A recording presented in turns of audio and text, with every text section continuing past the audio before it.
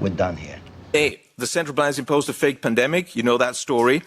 And we know that people like Jeffrey Epstein, it's now public record, were involved as early as 2017 in setting up the scheme of this great pandemic for some investors to make a fortune, such as Bill Gates.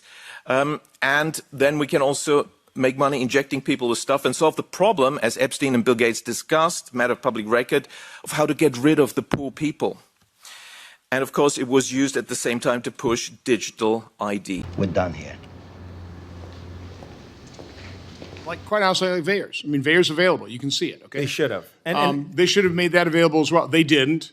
And so you had to sue. When did you sue them? Sued them.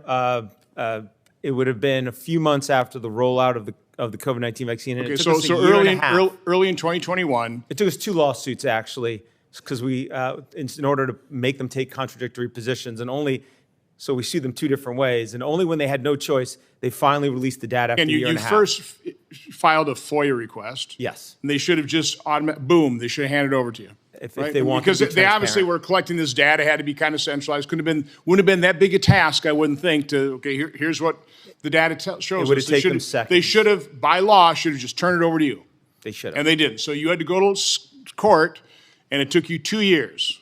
It took it. Okay, then so now drum roll.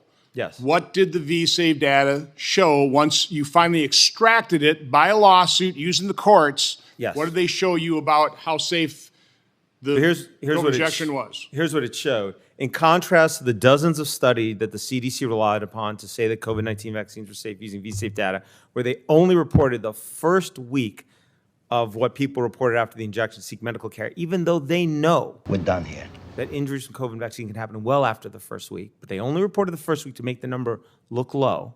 And even though they designed the system to collect medical seeking behavior for 6 weeks after getting the vaccine and 3 more instances after that, when we got the data, it showed that 7.7% of VSafe users reported needing medical care after the COVID-19 vaccine.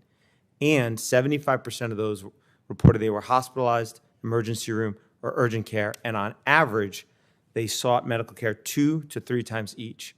All of this data is publicly available now. We're done here.